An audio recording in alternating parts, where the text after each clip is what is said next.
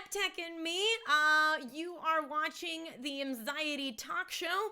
I am on tonight with, like I said, MepTech, a wonderful, wonderful human being. You might know him from around everywhere on Mixer. He's involved with iMixer. He's involved with HWA. Here we are, which is the Mixer team that I am on. And he's just like an overall one of those people that you like talk to him and you are inspired immediately with his kindness. And so, of course, it was super exciting to have the opportunity to have him on and to learn more about his story. If you want to check him out and learn more about him, these are all the links. I just posted them. And otherwise, yeah, this was me posting the links, obviously. Obviously, come on. Anyway, hello, Matt. Hello, hello. How are you? I am great. I'm super excited to chat. How are you today? I'm awesome. Awesome. Absolutely awesome. Awesome. Oh my gosh, look at that smile. Yay. Okay, so let's get right into it. So, you've been on Mixer for how long? I've been on Mixer since it was Beam back in Wow. November 2016. I started streaming in August of 2017. Now I started on YouTube prior to that and had an opportunity to come over early, like December-ish of 2016, but I didn't want to leave my 300 followers over on YouTube when I was just Yes. starting out. So I decided to keep my key over there for 11 months of hell and then put my head on my butt and came to Mixer. Yeah, that's right. And then life was good. Life was great. Yes. Oh, that's wonderful. So what brings you, other than me harassing you to come onto the show, what brings you here? What makes mental health important to you? Mental health is something we all deal with, and it was interesting, growing up, of a different type of generation than it's out there now. So mental health, especially with men, is something you really don't talk about. It's not anything that was not even really believed. It was really, just kind of get over it, do your thing, whatever, man up. And certain things happen in your life. You meet certain people, and you grow up. You look around you, and you start to take things in, and you start to realize that there is a lot more to life than that, and you can't just go through life like that. Then you get hit with something, like a chronic illness. Then you find out that you did have a mental illness all your life, but had no idea. And it's definitely eye opening. So the last probably 7-ish years or so have been incredibly awakening for me to kind of see what's going on out there, and especially being, a man suffering from mental health issues. Got it. So thank you so much for speaking because it's definitely not easy. Mm-hmm. There's definitely a gender component. So yeah, so I appreciate you coming on and speaking up and being open about it. But so is that just the reason, like, let's beat the stigma or raising Yeah, I mean, awareness? that's kind of why I joined HWA. Kind of like, I started off with them for, having multiple sclerosis and dealing with everything for that. And it come to find out that a lot of people there suffer from mental illnesses. And to me, it just seems like there's a lot of commonality between a lot of different things that people suffer from, whether it be depression, anxiety, eating disorders, all kinds of things. And everybody suffers in silence, and that's got to stop. Just you can't. People don't want to talk about it. It's kind of like women's health. It's kind of like these other stigma things that nobody wants to talk about. And the only way we're going to get it to the forefront is by talking about it. So that's pretty much why I'm here and why I do what I do and why I love the platform so much. So I get to combine what I love is tech and gaming with now the mental health component and chronic illness component. So it kind of just came around full circle. It's interesting because I was given the platform just for what I love to do is gaming. And now it's blossomed into this other thing where I get to talk to people about a whole, magnitude of different things. And you just feel like you're generally making a difference. If I can reach one person a day, if I can get one person to listen or open up about what they're doing on stream, it's a win. And people tell me all the time, like, wow, this is the first time I've ever said any of this stuff out loud to anybody. And here I am in your channel doing this. And that's amazing. I can make them feel that confident. That's yeah. I feel that. I feel that Yep. hardcore. It's it's Yep. it's it's speaking of core, it's warming to your core. Mm-hmm. It's something that Exactly. just makes you, it gives you purpose. It Yep. And you do it as well in your streams. It's amazing. Oh, thank you. Thank you very much. I try. We try. We've been doing Yep. this for over 2 years, and with I think 4 months now in Mixer. So it's something. We're trying. We're trying. We're doing our best. But it's people like you who come on and share their story that make this the Yep. show that it is. So thank you. Um, so you first learned that you had MS. Is that right? Yes, that was interesting. Was January 15th of 2017. Wow, you remember the Never date? forget. Of course, I'll never forget that. Never. That's something you don't really forget. Yeah. That's the day your life changes. And a lot of my viewers have heard this story already, but I'll tell it again. I'll tell it as many times as I need to. I woke up in the morning and I was with my wife. We're driving to take one of my dogs to the vet, and I noticed my left eye. I couldn't really see out of it. It was like somebody kind of took a Sharpie and drew like a hole, like around 75% of my eye that I couldn't see. And I was like, okay, that's really weird. It's like a black spot. And thought, okay, maybe it's who knows what it is. Maybe it'll pass. Waited until the next day and it didn't go away. So I went over to the eye doctor, and he said everything's great. You don't have really any eye damage. I really don't see anything different, but I want you to see an ophthalmologist. I was like, okay, cool. I'll make an appointment. He said, no, you got to go like now, like today, right this second. He goes, this is not something that's normal. Okay. And we don't mess around with eyes. So, okay, cool. Went over there, spent the afternoon there getting poked and prodded and stuff blown onto my eyeball and all kinds of crazy tests. And later in the afternoon, probably about 4:30, doctor comes back in. He's like, yeah, it looks like you have optic neuritis. I'm like, oh, cool. What's that? He's like, well, it's when the optic nerve at the back of your eye has a little bit of damage, and it can't transmit signals back and forth to your brain, so it ends up in having kind of like an issue with your eye, and it's also a marker for MS. And I want you to get an MRI. And I went, that's exactly what he said. I went, what? He's like, MS, multiple sclerosis. I was like, yeah, I heard of it, but what do you mean? He's like, well, yeah, this is what happens. This is one of the first markers, so you might have multiple sclerosis. Go get this tested. Yeah. So I was like, okay, great. Well, thanks, doc. See you later. So he prescribed me for 3 days of like heavy duty, crazy intravenous steroids. And so they put a port in for 3 days. I had to go back for an hour and get stuff pumped into me. And supposedly it was supposed to stop the progression of what was going on in my eye. In the meantime, made a appointment for an MRI, and got the MRI. I asked for a copy of the discs, and they gave them to me. And I took them home, and I'm looking at them, and of course, I'm looking at things. I'm taking it back, and I'm saying, trying to look for what it looks like on the brain to have MS, what lesions look like, what these things look like, what they call plaques, which are white spots on the brain. So me being me, pulled up Google, pulled up images, pulled up all this stuff and compared it to my stuff. And I went, okay, I have MS. And I knew it like just from seeing what matched what was there. And doctor, we can't do this yet. We still have to do a spinal tap and blood test and everything else. And I'm like, okay, great. So that was like Wednesday. So I'm waiting to hear back from my doc, from the ophthalmologist. Come to find out, he doesn't tell me anything. It goes to my my regular doctor, my family doctor, and he's supposed to tell me stuff. So I called them on Friday on the way home from work, and I get the nurse, and she's like, well, your doctor wants you to wait and talk to him on Monday. And I'm like, I can't go, not knowing. And she's like, well, I can't, I can't, Peter, I can't tell you this. And she says, I really can't do this. And I said, look, I checked the scans. I know what's going on. Just let me know if I have or not. She goes, yeah, the markers are there. She goes, we need to do more tests to be sure, but yeah, you got it. And that was it. So then found a neurologist, got the spinal tap, which was pleasant. Yes, it sounds everything about ever get a spinal tap if you could all help it. My God, they're agonizing. But yes, so got that, got the blood test, and come to find out. Luckily, I was diagnosed within like 8 weeks. So that's amazing to go from first symptom to diagnosis that quickly. So, we got it all done, and they got me on some medication, and here we are. So I've learned to live with it. I became an expert in MS in a super short amount of time, as people in these situations do. Yeah. That's how we come to find out we have MS. And I made a decision that I wasn't going to let it, tried to not let it affect my mentality on how I want to live my life. And anything, it empowered me to do things and to try to be as positive as I can, because now here I am with this disease that people hear about, but not too many people know fully about. So now I can talk about it and educate you.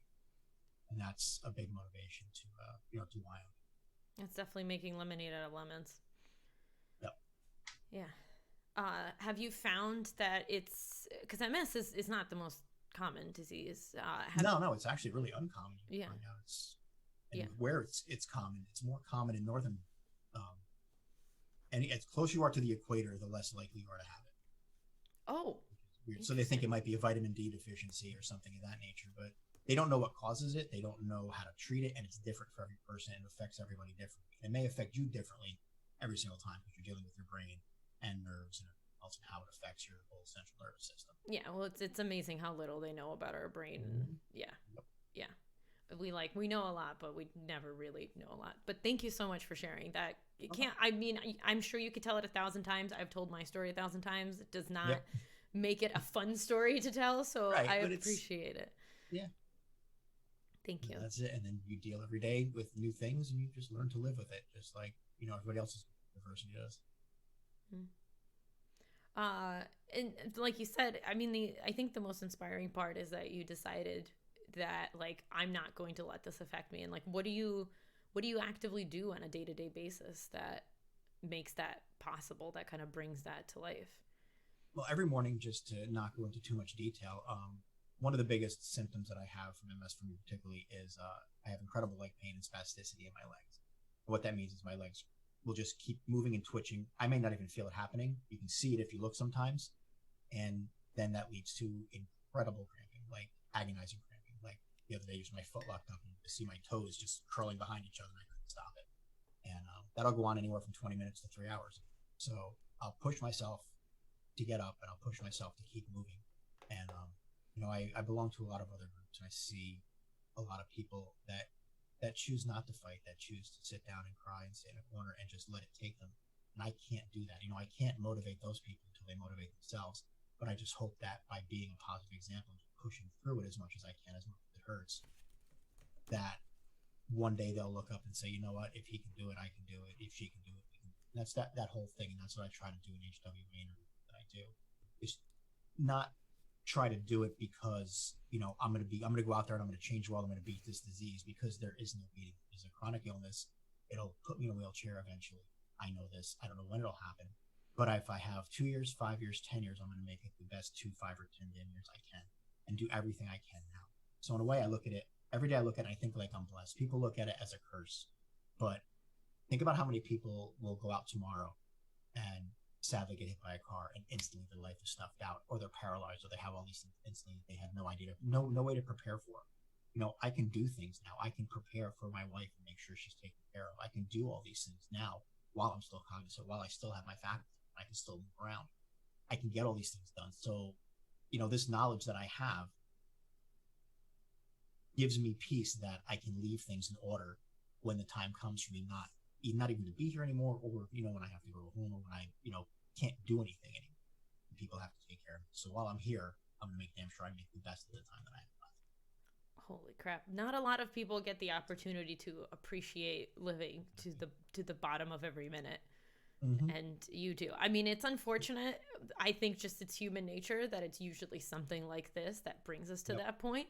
A lot of people will say like, I appreciate life. I get it. But there's nothing like a chronic illness to really bring you to the brink of like, you see the door that you're going to eventually have to go through. Yeah. I live every day knowing that the snap of a finger, I can wake up in the morning and not be able to use my legs, arms. I might not have any. I can't speak. I may not be able to swallow. I can't breathe. Anything can happen with MS, and it could be as simple as I can't use my hand to I can't actually operate my lungs, and I'll be dead in a couple of days. It could be it's that serious. Yeah. So it's a horrible disease, and there's so many people that have it worse than me. I can still move around. I can still be upright. I can walk with a cane. So I'm blessed in a lot of ways. I'm still going. I'm lucky in the fact that I'm progressing faster than I thought I would be, but I'm not losing my mental capacity. That's the one thing I never want to lose. I always said I can lose, my arms, my legs, everything else. As long as I don't lose who I am, I'll be fine with anything. Do you also just give yourself credit for like, this sucks? Because it sounds like everything's like, no, I got this and I can keep going. Like, there's got to be days where you're just like, no, this sucks. Everything about this sucks. No, I live with it constantly, and this does suck. But it's not that I want to portray that. If you talk to people that talk to me in private, I do have bad days just like everything else. But I'm not one to sit there and say, every day my life sucks, because that's not how I'm going to show people that you can get through this disease. Yes, it does suck, and I live with the suck every single day, every single morning, every single time my leg twinges in pain, which happens multiple times an hour. But eventually you get used to the pain. You get used to living with it. And I have a choice to either dwell on it or learn from it or be thankful that I still can feel the pain, because there'll be a time when I can't. And it's that type of thing that keeps me motivated and keeps me going on. But yes, there is days where I'll just sit there and be like, this really, really sucks. And I've never once said to myself, I can't go on like this. Never. Not yet. I'm sure the day will come, depending. It just that what's happened to me so far, I can live with. The second something happens that I can't live with, it may change my attitude. Who knows? I'll deal with that when it happens, because I can't know what that's like. And I see what other people go through in HWA and all the other groups that I belong to. And as much as it sucks, I have it easy, in my eyes. That just always scares me. Like when because I'll do that too, but like suffering is suffering, right? Like it sucks for all of us in our own way. And so that always scares me when somebody's like, yeah, but somebody has it worse. Like that doesn't make your situation much better. Exactly. But it doesn't take away my right to feel that way. That's true. But I feel like it's not that I don't deserve to feel that way, or I shouldn't feel that way. It's how can I talk about this when X is going through X, when somebody's going through this. You're not supposed to quantify everybody's suffering, because suffering is suffering, just like you said, but it's human nature too. And, I don't want to be the person that brings people down. I want to, I will explain it. I'll talk about it. And, you could ask French, you can ask Akira, people are talking in private. There's stuff that has gone down that outright sucks. Probably the biggest thing is, I'll even talk about this. This is a great one that happened. You don't have to. This is your second to be like, nope. No, it's cool, because it's something that has to be talked about. It's not something that's pleasant. Thank you. It is one of the side effects is called neurogenic bladder, and what that means is, if you're not familiar with it, your brain tells your bladder to empty whenever the hell it feels like it, whether it's full or not, and you have to haul ass to a restroom, and you either make it or you don't. And so luckily I'm not to the point where I have to wear, Depends or anything like that. I am on medication for it. It seems to be helping a little bit, but it's not. Yes, exactly. Frenchie, Eagles do them. That was, I told my chat about that. Whoa. Dr. Fry. That was how that came out. But yes, that is probably the most depressing things. And I'll remember the first couple times I didn't make it, what that makes you feel like. And you sit there and you think, did that just happen? And it's surreal. And you're like, yeah, that really just happened. Okay, I can deal with this. Okay, tons of elderly people deal with this, and I can deal with this too. And for that split second, you're like, man, is this going to be my life? And then whatever part of me that is able to deal with things says, well, if it is, you can get by it, and that's it, because it's something else that's not. It's an inconvenience, but it's not something that's going to stop allowing you to be who you are. And that's probably my biggest thing. So for me, whenever the mental stuff hits, when I don't have my faculties anymore, if you watch me stream, you'll see me stutter, you'll see me forget straight, you'll see me blank out. I'll get brain fog and just lose it for a few seconds, but I can regain it. And that's pretty much it. So that's the biggest new side effect from MS. So I'm thankful for that one. That was a pleasant surprise. Man. So the only information that I have on MS is obviously like I look stuff up because out of my research, but also the company I work for is medical. I do medical editing, and okay. Yeah. So my wife did that for years too. Yeah. I would love to talk about that with you later. Yeah. So I actually work on a multiple sclerosis resource center, and we like interview professionals on the disease state and stuff like that. So yeah. All of my information comes from that, and it's a lot of professionals telling me, okay, here's what's going on, here's the latest treatments, and me just going, totally get all of it. So I appreciate you sharing firsthand. And everything experience. is so experimental, and nobody knows what the hell's going on with the disease. We're just kind of throwing darts at the board and seeing what sticks. Yeah. My neurologist's favorite thing is to say, interesting. Oh, that's MS. Well, that helps. Appreciate it. Yeah. I'll pay my way out. See you in 6 months. Oh my God. Okay. So you also have talked about having an eating disorder. You posted about this on Frenchie's blog, and again, here are the links to that, everybody. And it was an incredible story to read. So eating disorders are close to me. I myself lived with 2 different eating disorders through my adolescence. But it is a more common thing. Like it's even almost praised in women because it's like, yeah, well, you got to stay skinny. So that's of course. But for badge of honor, yeah. Yeah, yes, the most messed up thing. Exactly.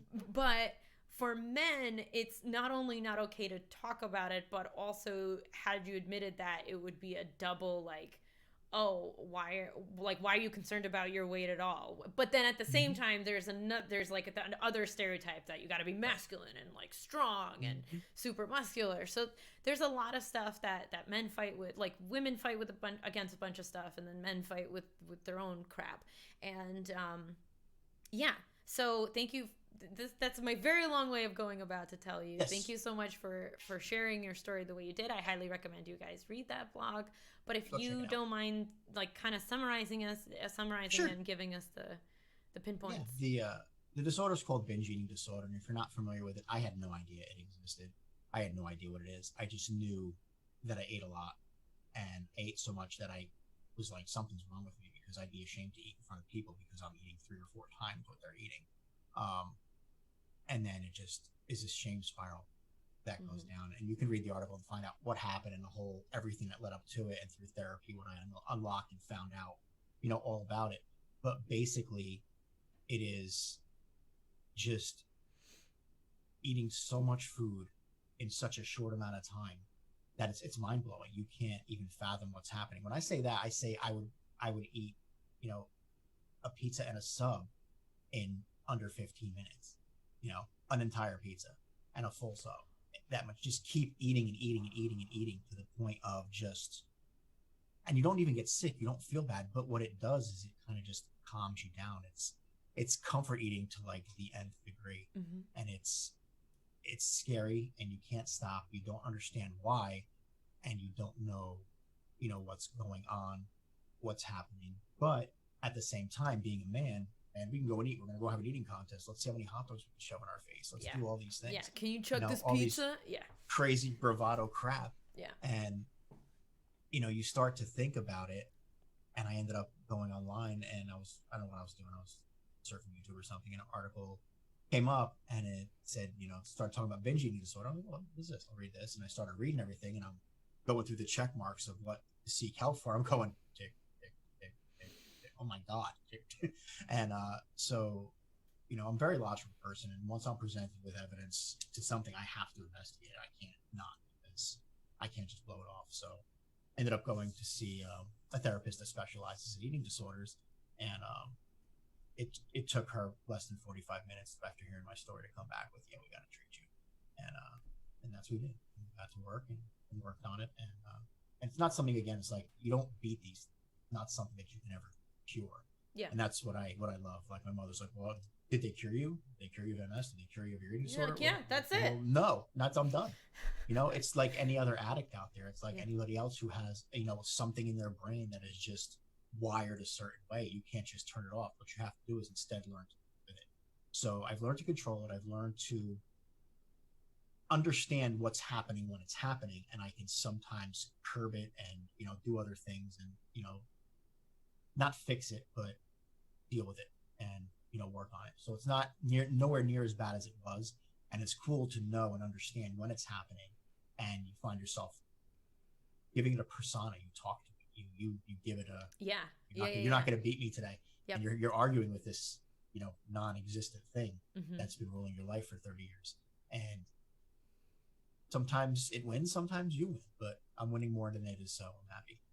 Hell yeah. We have Depression Monster here. Yep. We have Anxiety Lizard. We have quite a few things that we name, and it helps to make it the other. I sometimes describe it as like a pit, and like being, depression is like being at the bottom of that pit. And so I lived with bulimia and anorexia on and off. Bulimia is more so for 4 years. So I did the binging. I did the purging part that you did, that you missed out on. Yeah. Ah, damn it. See, I could have been somebody. But that's what they call binge eating disorder. It's kind of like the anti-bulimia. It's the binge without the purge. And it becomes very dangerous health-wise. I developed type 2 diabetes and a bunch of other health issues from it. And you start to understand, you start to see what you're doing to your body, and you know what's happening, but you don't care. Yeah. It's something else takes control of you for however long it's taken control of you, and then you feel better. And then once you deal with what's causing this, then you go through all the tears and all the stuff that you've been not dealing with forever, and it gets better, but it gets a whole lot worse before it gets better. Yeah, yeah. I agree with that in my own experience, in my own separate experience. Did you find that there was a big contribution socially to what was going on, or do you really feel like, no, it was me internally and how I was like understanding stuff, or do you really think like, no, this was brought on by, so for example, like I know my eating disorder was a product of a life in which my body, like I was constantly judged by my body. I did modeling, Right. I was singing. People would talk to me, like my aunts and uncles would talk to me about what I looked like, and so that Right. became what I associated with my own value. And then taking control of that by purging after I ate was a way for me to take my body back, right? So was there something, do you feel like socially that contributed to your bulimia, or do you feel like To me getting sorry, it. binge Oh, eating, sorry. yeah. Yeah. Yeah, I mean, there was when you read the article, if you read the article, when I was a child, I was a highly intelligent kid, and back in the 80s, not a lot of people knew what to do with kids like that. All you did was pump them through school, put them in college courses, when they're 10 years old, Mm-hmm. and put them with kids that are twice their age in college. So they have this whole amazing programs for intellectually stimulating these kids, but nothing to deal with their emotional side. Mm-hmm. So here you have a kid with a child's emotions, not understanding anything, putting them in a situation where, I'm dealing with, 18 to 22-year-olds when I'm 10, 11 years old, and they don't understand why I'm there. And then, of course, they resent me for it, because I'm different, because I'm some kind of weird child genius. And like, I'm this nerdy kid over here. Like I said in the article, I was a nerd in a time where nerds weren't socially acceptable. Yeah. We were basically persecuted. And that's pretty much how it all started. And I remember them just teasing me constantly. And I could understand everything around me. I could understand any problem you gave me. I could understand anything and would be into solving it, except why people didn't like me. Yeah. For not doing anything. Yeah. I had my regular friends that didn't do that, but then you had the older kids, or adults, I should say, young adults, that were just straight up mean. I mean, mean, hostile, aggressive, just horrible. And you don't know what that does, to a child. And, you talk to your parents about it, and, mom wasn't really equipped to deal with my intellectual side. Mm-hmm. And my dad was always just, suck it up, man. Look at the opportunity you got. You could finish college before you get out of high school. So, Yeah. And that's what it was. So they just kept pushing me through, all these things through the summer. I would go to college in the summer when everybody else is playing. And that turned into weekend classes. So every weekend I would go to college every week. So you have none of your personal time, no time to develop your interests or right. I had anything. Nothing. All I was doing was studying, right, Yeah. and trying to do this, and I didn't want this. So it became, I resented being smart. I resented being this person. I just wanted to be normal, and they couldn't understand that. What's wrong with you? Right. Like, well, this is not fun at all. I don't see Right. this as an opportunity. I'm a kid. I just want to have fun. And I just want to play some freaking Legos, guys. Yeah, please, for the love of God, I just want to go to the pool with my friends. Yeah. But I can't. I got to go study robotics. Yeah. Yeah. And the opportunities were great looking back now. Had I had the emotional capacity to deal with all that, I could have done anything I wanted to do. Well, had anyone else prepared you and given you like that balance that they needed? It sounds like your parents were also, I mean, I don't know your relationship with your parents, but it sounds like your parents were also not equipped to deal with a smart kid, B, not equipped to deal with a smart kid who might be going through emotional distress, for sure. And again, you're talking about a time where nobody would look into that. It would just be, you're different. All right, your parents we're trying to get you the way everybody else is. So there's no rocking the boat, okay? Exactly. Well, here's so-and-so from men, so we've been doing this since the 50s. This is how it's done. Take your kid and put him in college. Okay. Yep. And they're like, oh my God, this kid is so special. We're going to do this. And nobody takes time to listen to the kids. What the hell do you know? Yeah. It's not like it is. It's getting better today, I imagine. people are listening a little bit more, it seems, and putting a little bit more into the emotional balance of, of kids, which is great. But, back then it was a whole different world. And you're right. I shouldn't say, if I wasn't equipped, if I wasn't prepared is a better way to look at it. So that's a much better, I learned something today too, because I always look at myself like if something was wrong with me, that I wasn't prepared for it. Yeah, But, in a time where it wasn't, again, that puts the blame back on you for the problem that wasn't yours. right, exactly. And that's it's a double how this whole thing jeopardy. goes. Yeah, Right. yeah. It's And yeah. and you go through it and you learn to just shut your emotions off, because you can't. If you're going to live and you're not going, you're going to survive this whole thing. I think that the last thing I remember, I think I was in 7th grade, so I was 12 years old, and I was taking the SATs at Oh my God. 12, but they put me in with the 18-year-old kids, the high school students. Of course. Where else were they going to put you? That's exactly it. Like, there was no separate place. Right. So, and I remember these 2 guys sitting like 3 or 4 rows behind me while I'm taking tests, kept drilling me with M&Ms, just pelting me with M&Ms the entire test. And I made a joke in the thing, and I said, they spent the entire time pelting me with M&Ms, but I probably still outscored them, and that's the truth. Because I always tested well. I just was one of those kids that just understood everything. I was very, very good at like engineering type things, chemistry and robotics. Those were like my 3 top things. And that I remember coming home from that, and I just was crying my eyes out. And I remember just sitting there in my room, and I'm just bawling. And I just stopped like that. And I said, I'm done crying. And that's it. And at that moment, that was it. I was done. I didn't really cry anymore. I just went along with it. Whatever you want to do, go for it. It's not even victim mentality. It's more of a I don't care mentality, because I had to shut it off. And then once I shut it down, then, when you're looking back at it, you understand what's happening. When I was there doing it, I had no idea. Yeah. There was, so that. Yeah. Yeah. Sorry, there's I'm reading currently Lori Gottlieb's book, and she talks about the fact that like the reason people shut down their emotions, the reason that they get numb, is not because they don't have emotions, it's because they had too many, and this is the only way to deal with them. Yep. And that sounds like what you're describing. That's exactly it. So now with that, so the emotions are still there. I'm just, now my brain is overpowering it, and I'm not dealing with it. So now I'm compartmentalizing everything. Mm-hmm. So then I turn to eating. Mm-hmm. So now I was always kind of a bigger kid. I wasn't fat or anything, but I just started eating and eating and eating and eating. And that's probably where it started. You had control over your food, whereas you didn't have control over anything else in your life. Exactly. I can control that. And people would tell me you're not going to eat. I'd be like, all right, fine, screw you guys. Watch this. You guys got to sleep sometime. Right. And that's what I would do. I would plan everything out. And if you told me I couldn't have something, the worst thing you could tell me then is my mom would say no or something. Okay, challenge accepted. Watch. Yeah. And so there I am in the middle of the night eating cake, eating all this other stuff, making stuff for myself, taking money from them, going to the store, getting stuff. And it became this whole thing that I did this. This is my control. I can do this. You guys can't tell me no. And that would be it. So it just kept blossoming and going and going and going. And they were none the wiser. And I was pulling the wool over everybody's eyes. I would get up and sneak eat whenever I could do it. And that's one of the biggest things for binge eating disorder is eating away from people, is hoarding food away and scurrying away like a squirrel somewhere and going to eat it. And that's what you do. And it becomes to the point where you have to eat so fast because you can get caught at any second. And boom, you're scoffing food down as fast as you can. Not only is it unhealthy, now you're starting to put on weight. Right. So now, not only was I isolated as being the smart kid, now I was the smart pudgy kid going into high school. Right. Nobody wants that. Nobody wants that. Yeah. But that's who I became. And then the bullying started in high school from the older kids. Because now you got a double win.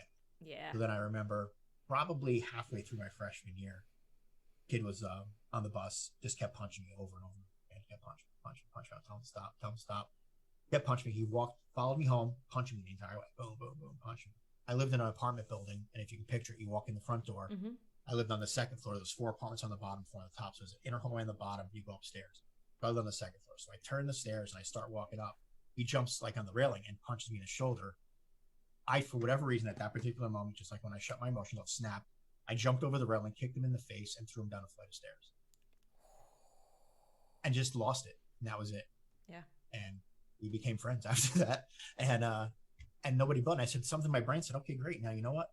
All I have to do is fight for a little bit and people leave me alone. So probably for the next 6 months or so, I fought a lot. And and I got it stopped. I got to the point where I fought everybody who bullied me, and I lost and I won, and I lost and I won, just like anything else you figured out as we did back then, and you figure out where you are in the hierarchy. So now I'm a sophomore in high school, and I have a whole entirely new attitude. Now I'm going to be a rebel. I'm not going to be smart anymore, because now, I got this. Now I'm going to live my life, because I've been persecuted for God knows how long now, and I saw being smart as the catalyst to all that. And I was like, screw this, I'm done. So I became the rebel kid, had a lot of fun. I won't lie. It was a great, great time. High school was amazing after that. And, wasn't doing myself any favors, but I was getting through it. Had I not, I probably wouldn't be here today, to be honest, because I don't think I could have handled it. And so I did what I had to do at that point to survive, and got through it, and had fun doing it, with the mentality that I had, but it didn't stop me from eating. So what I had to do is get into weightlifting. Because like you said earlier on, as long as you're big and strong, Mm-hmm. you can be big. Mm-hmm. And I was big, and I was strong, and I played football, and I did all these things, and you can also still ate justify a ridiculous amount of food. Exactly. You could justify it to yourself, being like, well, I just ran, especially like football practice. I just ran 3 miles just like a seconds ago. I can eat this cake. I can do whatever I got to do. Exactly. And I didn't think about it. And then as long as I was weightlifting and training and doing those other things, I was in shape. Mm-hmm. And I wasn't bad. I wasn't heavy anymore. I was put together a little better. I was more of, just a big giant guy, but muscle. I was solid. And that went on great, through high school and, part of college. And then life takes over and you don't have time to hit the gym anymore. Mm-hmm. And then all of a sudden, boom, you blow up. Mm-hmm. And then the rest of your life is fighting up and down with dieting, going back and forth. And read the article, why it's called 311 pounds, you'll understand, what that was like for me to go back and forth between, 250 and 300 pounds, for 25 years. And that's basically the long and short of the story as to how I got to where I am. So I've been in remission from bulimia for, I actually think I lost count, which is a great thing. Good deal. See that? Dude, yeah. I think last time I purged was in college. So Good. at least 5 or 6 years, which is great. But is this something that you still experience, or is this something that you've gotten a handle on a little bit better? I don't think you can ever get a handle on it. I mean, the cravings are still there. Yeah. It's what you allow yourself to do. It's knowing what's going to happen. It's fighting with the binge, fighting with that demon, or whatever its name is, whatever you want to call it. It's learning how to tell it it's okay to wait. I'll do it later. I'll eat later.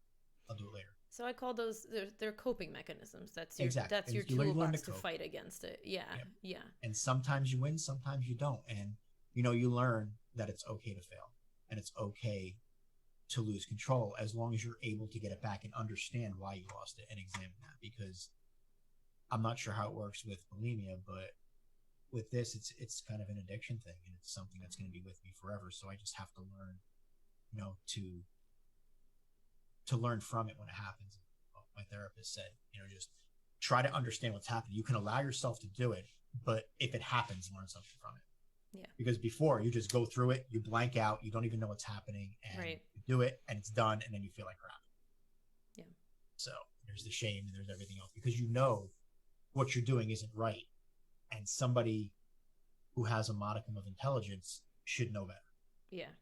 And then then you're punishing. Then you're in a cycle of and punishing yourself. exactly. Yep. Because you're like, well, I'm a piece of shit because I'm doing it anyway, so I might as well keep doing it. Yeah. You're in a shame spiral, absolutely. Yeah. And it becomes this whole big thing, and it's amazing to know, and you learn and you see these things, and I'll admit I thought it was crap when I first started going through. I'm like, really, the thing is what I'm gonna have to go through to fix it, and then we go through and we find all these things, and we start exploring. And you start connecting all the dots, and you see a lot of similarities, and you can say, oh my God, yeah. And all these things, you can pinpoint certain things in your life that you can see. Like I said, that day I stopped crying, I was done, boom. And that was it. And then you go through these other things and you see, what's happening. But it took my wife kind of getting concerned for me that, that pretty much saved my life. There's moments. There's definitely moments. I almost died. I felt so sick after purging. And that is the memory that I hold on to whenever I'm like, I could just, No. if I eat too much, and then I'm like, that Right. wasn't fun. I don't think Right. I want to do that Yeah. anymore. But it's always in the, like you said, it's always in the back of your head. Yeah. I mean, I ended up hospitalizing myself for almost a week. Wow. And yeah, with my blood sugar was through the roof. I was having a heart condition. It was crazy. I was killing myself with food. Yeah. And it took a long time to get over that. And then I had my wife and getting on me about everything. And it's one of those things with binge eating disorder. Same thing. I just went back to that kid who you couldn't control. My wife telling me I got to take control of this. And screw you, I don't. Yeah. You got to sleep.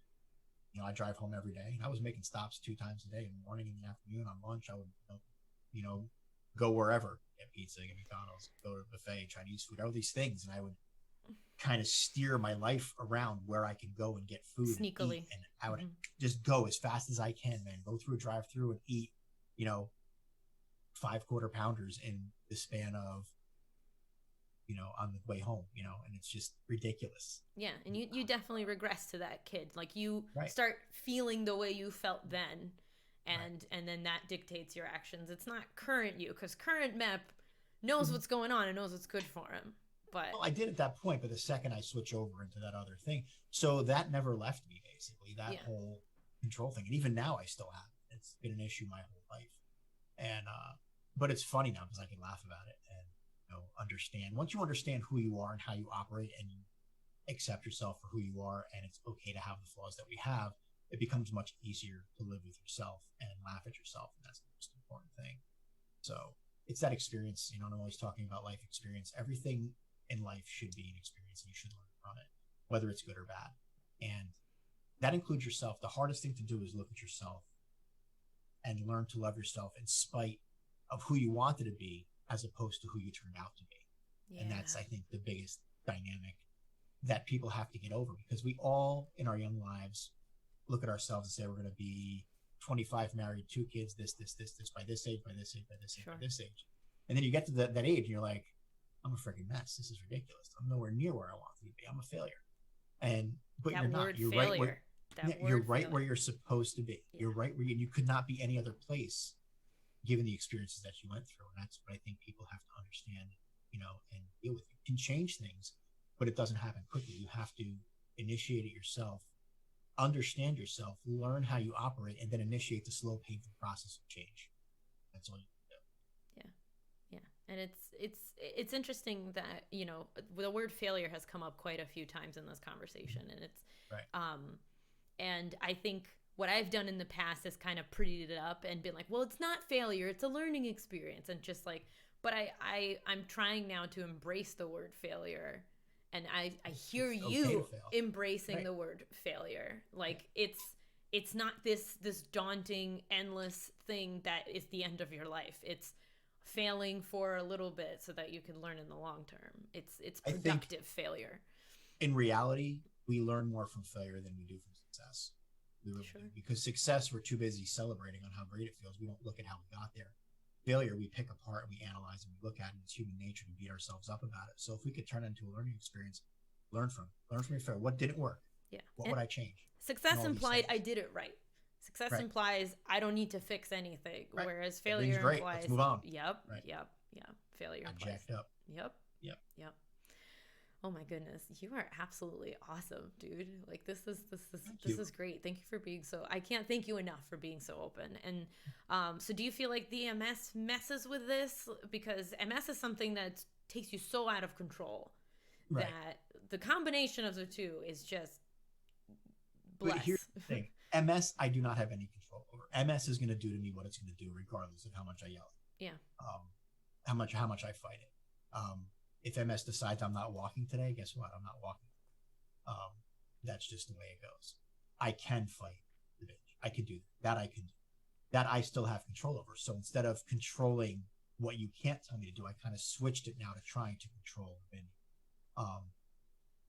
Since I have to be in control of something, it might as well be something that's going to be beneficial. And again, sometimes you win, sometimes you lose. So they don't really go hand in hand. I haven't, like I said, when I had MS, from the very beginning, I just made a promise to myself and to my wife that I'm not going to sit down and let this take fight every step I can. And that's all I can do with that. I know what I can do, and I know it's a losing battle, but it's, it's what it is. And I can see that, and I know the path, and I know what's going to happen. The binge eating disorder, that's something that I have a control over. And that's something that I can do to myself. I can choose to either let it win or not let it win. And just like that, sometimes I fail at it. That's really mean for you. That's really tough. That's really mean to be like, I can choose, because you're saying I can choose. I mean, it's still an urge that's like deep within you. That's kind of like saying you can choose to not be depressed. Like can you really? Like I understand the whole like yes and no, and it's right. Not, it's the yes and no. It's not a clean. I'm not to looking me. It's for about perspective, and the Sure. same thing. Like I speak to somebody in DMs all the time who's I've kind of been given a lot of advice to for whatever reason. They listen to me and become friends, and their biggest thing is it's a perspective that they don't have yet, and that's what I think it is. Once, even with depression, and I don't suffer from depression, so I'm speaking completely just from what little I know of my own mental disorder. Sure. It's a perspective. I think if you can't beat it, the only way around it is to change your perspective of it and understand what's happening. Try to understand it. And once you understand it and you know the demon, you can live with the demon. It's not, to me, that difficult like it is with BED. And it might be different for depression or anxiety or other other things, but I don't see how it is. But once I get this person to change their perspective a little bit, they start to feel better. They start to understand it. I'm not saying ignore it. I'm saying understand what's happening and learn to live in spite of it. And that's all you can do with anything like that you cannot cure or control. Yeah. And that's how I feel about MS. I cannot control it. I never will be able to control it. There's no medicine that can control it. They're just hoping the meds they put me on are working. And if they don't, they switch me to something else. And it's such a painstakingly long process that you don't know for a year or two if it worked or not. So here I am dealing with numb hands, painful legs, and doing all kinds of other stuff, not being able to see out of my left eye. And, so that's going to happen whether I get annoyed or not. So why not just live with it and run with it? I love the perspective point is an important one. And I mean, that's literally what cognitive behavioral therapy is. It's reteaching your cognition to work for you instead of against you, and to rationalize things. Yes. In spite of, right.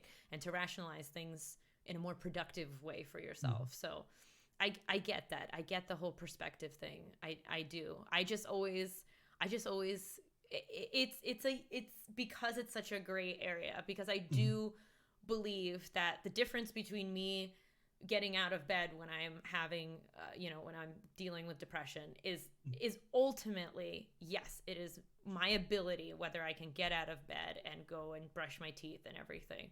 But I also can comprehend that there are people who just like that choice seems impossible. I mean, it's mind-blowing to me, but it is to me as well. But I understand it's real to people. Right. And I'm not saying the change of perspective thing is going to work for everybody, but I want to see people at least try. I want to not have people just sit in a corner and just give up. I can't. That bothers me so much for them, because I hope they can one day find, the strength to pull themselves out of that. And I know, and the hard part about me is I want to help them and I want to fix everything for them, but you can't. You have to let them go through it themselves. And when they're ready, they will or they won't. And, and that's been the hardest thing for me to see, especially with people with MS, man. I see so many young people just give up, get diagnosed and just lay in bed, man, crying. I'm like, you can't do that. You can't, and you try to motivate them, and it kills me to see them do this, because they have the strength to do it. I just wish they saw it. I wish everybody saw themselves like I see them, And it gets to be that whole thing, like I wrote today in HWA, that thing that my wife gave me yesterday, and it brought me to tears, because I don't see myself like that, but I see that in so many other people, that I talk to, and they don't see it. And I wish I could give them my eyes, or my eye, and leave them with an eye. So for that, I like the dark humor you pepper in. It's good. It's good. So yes, give them that perspective and that look, that able to look at them, that ability to look at themselves and say, you know what, I can for as long as I can. And that's all you have to do. And it's a sucky disease, and it's horrible. All you have to do is read about it for 5 minutes. You'll be like, oh my God, this is ridiculous. No, it's awful. And how could anyone live with this? The worst part is that the professionals go like, it could be. This is what we try to do. Yeah. Right. And that's exactly it. And they're, we don't know. Okay, thanks. Great. Way to give me hope there, bud. Appreciate it. And yeah. But and it's funny, and you have to sit there and you have to laugh about it, because this is the hand I was dealt. This is the hand that people with MS were dealt. This is the hand that people with ALS or Alzheimer's or all the other myriad of ridiculous, horrible diseases that are out there, that make MS look pleasant. And there's people out there that are running marathons. The lead singer of Everclear has MS, and he's been touring for 20 years with it. Yeah. So such a huge inspiration. Selma Blair, actress, has MS, and she's been doing movies for 20 years with it. And just amazing to see what people can do if they want to. And will they have so much money? Of course, they can afford the best, treat. No, there's no better treatment that they can get that I can get. It's not a disease where you can get better treatment than somebody else. The disease levels everybody. Yeah, if you're getting treated, you're getting treated. I don't care. You're getting treated by different things possibly, but you're getting treated for whatever, your neurologist feels the best course based on whatever you're going through. So I really want to be able, that's probably my motivation in joining these groups, is to try to show people that in spite of these things, you can find it within yourself to pull yourself out of whatever dark hole you're in, and understand that I'm not going to say it's not that bad, because I don't know what you're going through, but it could be better. And it's all about changing your perspective and how you look at it. You have a choice every single day to sit there and curl up, and wait for it to take you, or throw a few punches while you're there. And that's me. I'm going to throw as many punches as I can at it and keep going. It's what there's no denying about is that it can't hurt to freaking try. It can't hurt to look at it from another way, because like you said, it's taking you anyway. So you might as well go kicking and screaming, because it's coming. Yeah. And it's fun. It's good to rebel. It's good to, well, clearly, because you said you had a rebellious phase in high school. I had a great time. There you go. There you go. So I have to ask if it's okay. We are close to time. Are we okay to answer questions from peeps? Go for it. Rock them out. All right. I don't know. I think I usually say an hour and a half, but I always want to double check. So that's why. Go as long as we need to. Okay. Because these are really good questions. Go for it. I was trying to look at some of them and I couldn't keep up with. Well, that's what the queue is for. That's what the queue is for. Okay. Bliffle Splick asks, have you looked into Botox to help make the leg cramps go down? I'm curious about all the things. That affect. That can affect things. Sorry, the queue. I'm curious about all the things that affect things. Got it. Okay. Yeah. The weird thing about MS, and everybody does the same exact thing, because we're in a society we're so used to, if you have a symptom, you take a pill, you get this procedure, and it's fixed. With MS, with a lot of things, it is like that. Yeah. And absolutely, 100%. So one of the hardest things, one of my coworkers, one of my best friends, bless him to death, he's like, well, have you tried this? I mean, still, 2 years later, have you tried this? Have you done this? I'm like, dude, try to think of it this way. What's happening in my legs is not really happening. So anything physical will not help it at all. Yeah. It's my brain. It's my brain and my nervous system. Yeah. To understand what's happening with MS, what MS is all right. If everybody knows wires. Everybody knows computer wires. Everybody knows. Yeah, they're all behind you. Your background. Exactly. As I'm throwing stuff all over the place. That's why with MS, I imagine, hey, if you know which brain piece to zap and fix it, I will listen to you. But until then, like, drinking more water is not going to probably do exactly. And everybody has great intentions. My mom, eat more kale, do yoga, whatever. Sure. But come on, no, it's not going to cure me, Mom. So here's a wire. We all know what a wire is. Mm-hmm. And you see the rubber sheath that goes around this, or the plastic sheet that goes around the metal wires that are in there. In your brain, the wires are basically the nerve stems and your nerve bundles that are going through your brain, throughout your body, throughout your central nervous system. And this outer part is called myelin. And what MS does, it's an immuno disease. So it attacks that myelin and it exposes the nerve bundles. So think of it as if you have an Ethernet cable in your internet. Okay. Mm-hmm. So now all of a sudden you take a knife and you start hacking up this little thing. You start taking off pieces of this. Yeah, the cable's going to get damaged. It still may transmit. Right. It's still cable's going to be damaged. It still may transmit, but it's not going to transmit correctly. And it's not going to do. So now you have no more internet. So that's basically. So basically, if my brain is a router, and my body is wherever else it's routing to, it doesn't get routed there. So to say, can you do this to fix this? There's no real physical thing that's causing that cramping, except for a pulse from my brain because that myelin is diminished. Myelin does not grow back. Every now and then we get some miraculous report out of the deep science places in Norway or somewhere in Greenland in the ancient bunkers of, wherever they do their research, that they found a way to regrow myelin in mice, and then we never hear anything again. And that's, so we all hear it. So I don't really have a whole lot of, not hope. I'm very skeptical of things, and I'm glad they're doing all the research, but I'm going to wait until they can say, well, yes, take this and we'll fix you. But there is no fixing. So there are some very, correct me if I'm wrong, but from what I have read through my work, there are some very controversial, like electrode and like surgeries that you can go through that have like a 30% chance of being good, but some people still go through with them. Yeah. Right. You'll see. I mean, a lot of things, a big thing too is stem cells now, but not legal here. So you're looking at a couple $100,000, $300,000, $400,000, $500,000, $700,000 to go out of the country and do something somewhere in Mexico or Spain. So now you're dealing with God knows what kind of medicine and experimental stuff that may or may not make you wake up. God knows what's going to happen to you. Right. But people will reach for straws. People will do all kinds of things. The meds that I'm on, the main med for MS, they're incredibly expensive. Here in the States, it's about $76,000 a year, $284 a pill. Oh God! Don't get me started on the U.S. healthcare system. Yeah, and that's so we can go on forever with this, and that's one. That's only one of the meds that I'm on for. That's the most expensive one, and the same med that I'm on. There are people that suffer in Romania that were on the same med, and it was helping them, but their government, their government provided healthcare. They decided to stop providing that particular med, so they won't support it anymore. They won't distribute it, and so now you have people from Romania and in Eastern Europe reaching out and willing to pay $10,000, $15,000, $20,000 for a month's supply of medicine from people in the States and UK and Canada. And it's just sad to see what they have to go through just to it's so just for hope. Such a lack of dignity as a result. And here's the thing with it though. Even though we're paying for that med, even though I'm on this med, it's only supposed to suppress the disease. It's supposed to help it and prolong the instances that I'm going to have flares. It does nothing to cure anything. It does nothing to address symptoms. All it does is try to stop my body from attacking that myelin. That's it.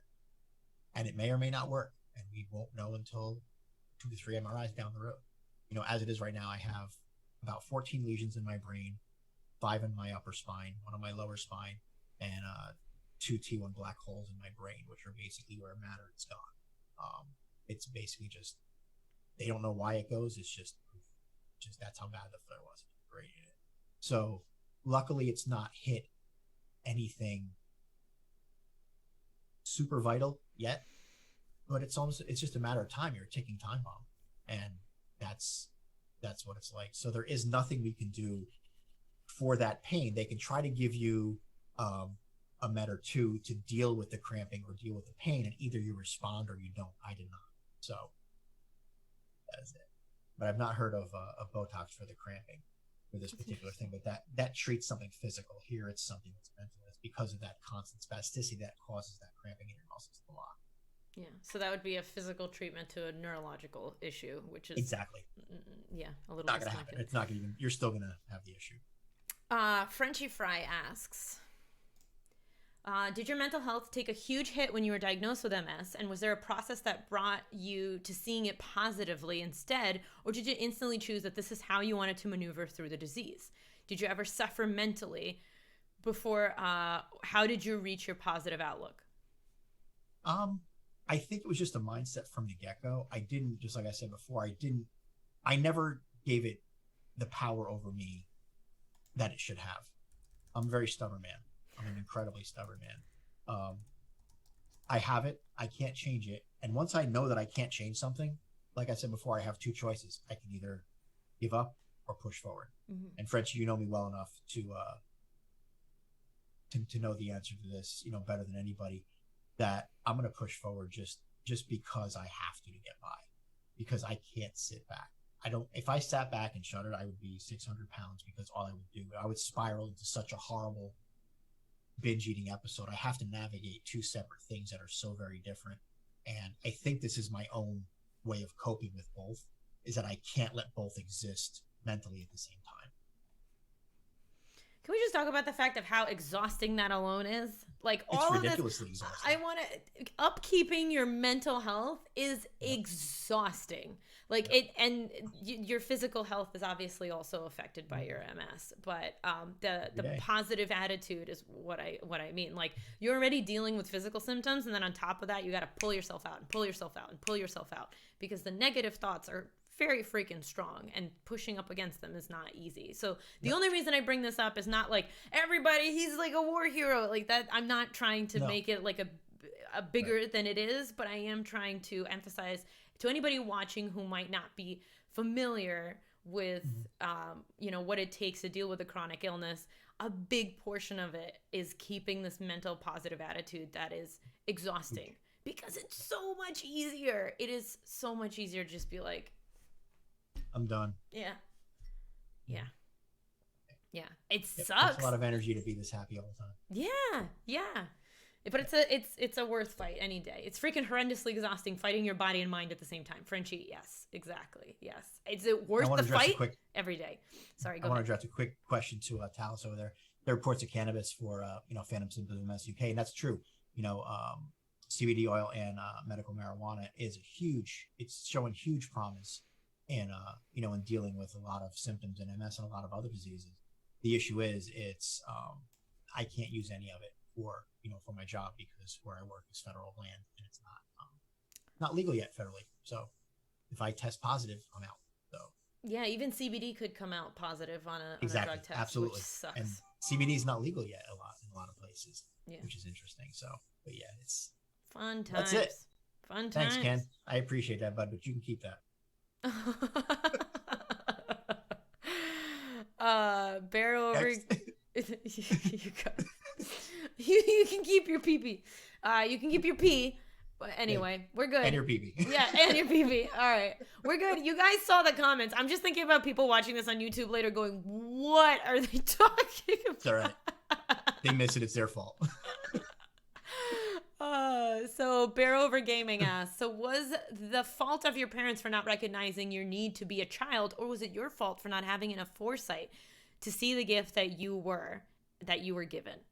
I think it's both. I mean, as a kid, if you don't have the emotional stability, you can't see what you have as a gift. To me, it was a curse. I got the crap kicked out of me every day, called all kinds of crazy names, and people hated me for it because I was different, and so was it my parents' fault? I don't really blame them, because the times that we were in, they were doing what the experts told them to do. They had no idea how to deal with this. No one knew how to navigate these things at that time. So they were doing what they believed was right, and the same thing like you, Bear. How many times, did your parents, you're close to my age, did your dad tell you, suck it up? We weren't allowed to have emotions. We weren't allowed to have those things. We settled things with our fists. We settled things with bravado. We settled things with words and strength and posturing. We weren't allowed to be weak. We didn't sit down and have a conversation about it. We didn't talk about how we felt about it. We punched things. That's what we did, when we were kids. So it's that mentality that I didn't understand, that I had to adapt to survive it all. And my parents were none the wiser, because, you have experts of people that run these amazing organizations like Mensa and Rogate telling them you have to do X, Y, and Z for your child, or he's going to fall behind. He's got such a tremendous gift, and you got to utilize this, and he could be working for this and that. To give you an instance of what I'm talking about, I went to Blairstown Academy in New Jersey for a bunch of years with this program, and one of the kids that I went through, one of them was the child of the original CEO of Dell Computers. The other one was he ended up making the chemical formula that became Castrol Syntex, the first synthetic oil that was ever made. So these are the type of people that we were dealing with, and the opportunities that I had. They survived it, and they did. For whatever reason, I was not ready to. Yeah, but it's all there's a lot to do with mental fortitude and what you know and what you don't know, and then genetics play a part in it, and maybe they had a more supportive home environment. Maybe they had a freaking nanny, not even their parent, but Yeah, somebody somebody on the outside that was like, hey, this must be tough on you, kid, let's go throw a baseball just to mix things up. Yep, and Yeah. that exactly. That's all it would have taken. Yeah. I played sports all growing up, but it was all academic. It was crazy. Yeah. And I had to develop the attitude that I have now. I wasn't born with it like some kids are in my situation, that they can just push forward and go, and they don't look back. And good for them. I mean, kudos to them. Yeah. But that wasn't me. But I think I'm happier now because I have knowledge of who I am that they likely don't. They just been pushing career their entire life and doing everything else. And they're going to look at themselves one day and be like, "The hell am I?" So it's give and take. Who knows? Yeah. I can't speculate what happened back then. I can just kind of go by what I lived through. Yeah. Tally, I don't agree, and I'm wondering if we could talk about it. If you had not been bullied as a child, you would also not be strong-willed as you are now. So in the long run, they actually did you a favor. I don't agree with that. I was way strong-willed long before I got bullied. Yeah. Well, I think it takes a certain kid to be able to handle the bullying, right, with a strong will. So that's it's like you have to have a certain predisposition to not fall apart in front of that. But also like, screw that. You can learn mental fortitude in all kinds of ways. Sports will teach you that. Like, again, rigorous academics will teach you that. Yeah. I know you play devil's advocate, Tally. That's why I was comfortable.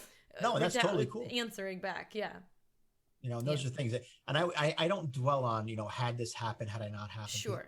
That's useless. Right. Exactly. I know what happened and I know where I am today because of it. So I'm thankful for it. I could speculate the past in 500 different ways, and I don't know what outcome would have been. We can sit there and play different timelines, but until we invent time machines, I can't answer that. Yeah. Man, that'd be cool though.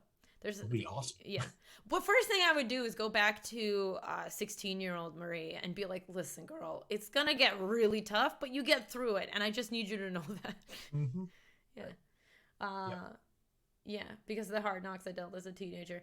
I mean, if that's your experience, that's totally valid. Bear over. I don't want to sound like if that's your experience and that's how you internalized it, I can't take that away from you. That's 100% like what happened to you.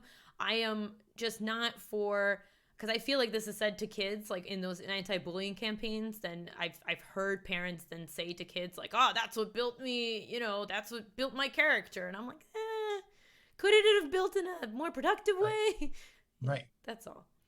Yeah. Done a little more pleasantly. That would have been nice. Yeah, just a little bit less punchy and a little more conversationally. Yeah. A little less blood would have been great. Thanks. Yeah. Takes a special person to endure bullying, but I'm with Mep and M. Being a strong person, while things do aid and contribute to it, I think being a strong person is something that's forged in the beginning years. Yeah, that's also true. For me, I never really dealt with the bullying. I became a chameleon and I just fought back, and then I put myself in different situations.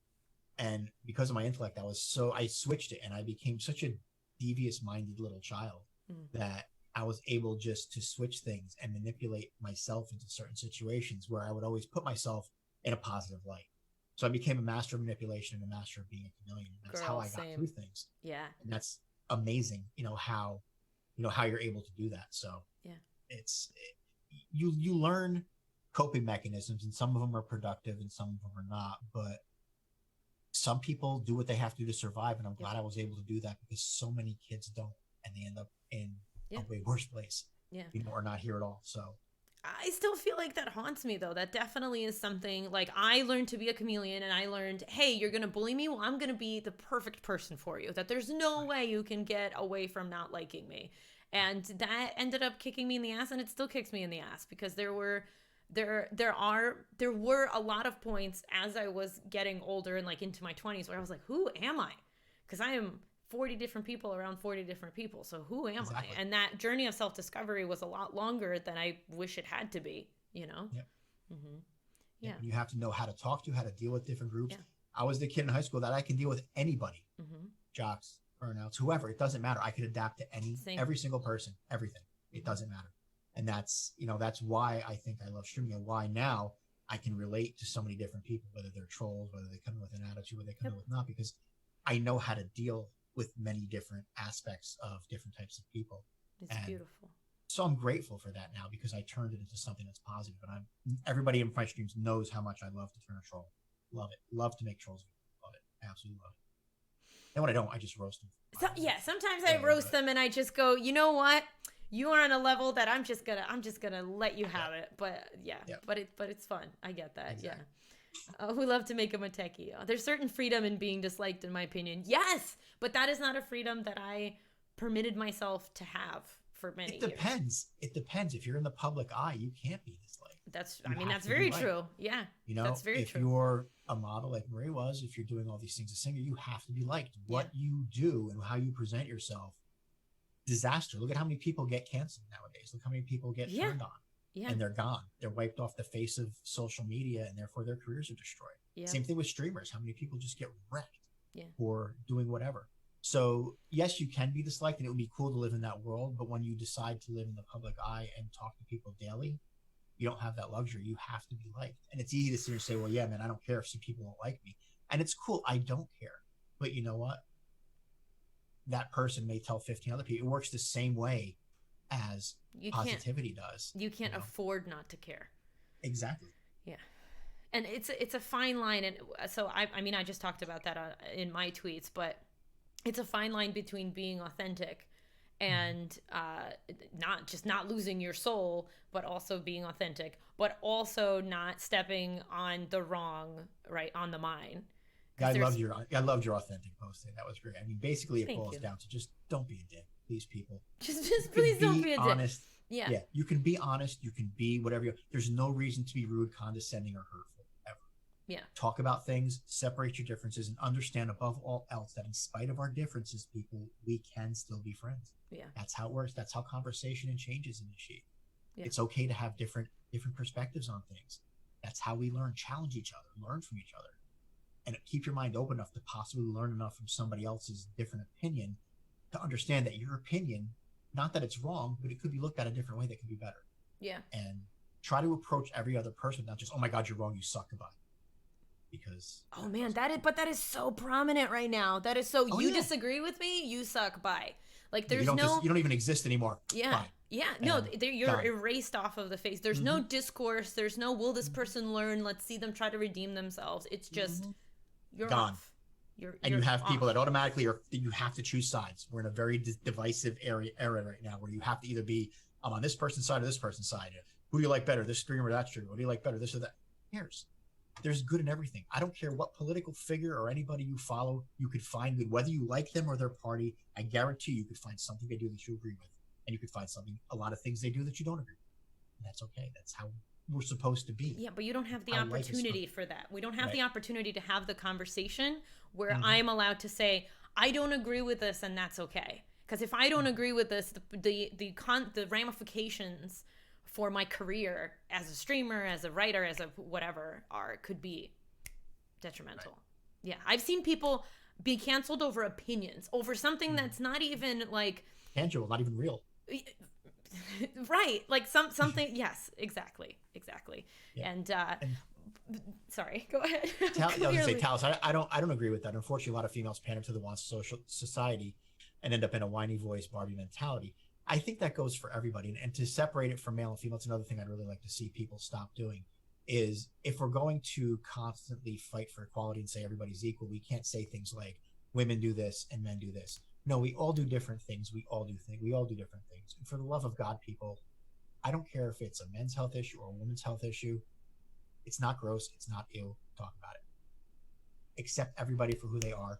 Try not to get into that mentality where men will do this for views. Women will do this for views. Oh my God, booby culture is stealing my view. No, it's not. They're not your views. Yeah. They're not your views. They're not your people. They're not this. It's us. It's not men and women. We're all humans. We're all people. Race, religion, I don't care what it is. We are all people.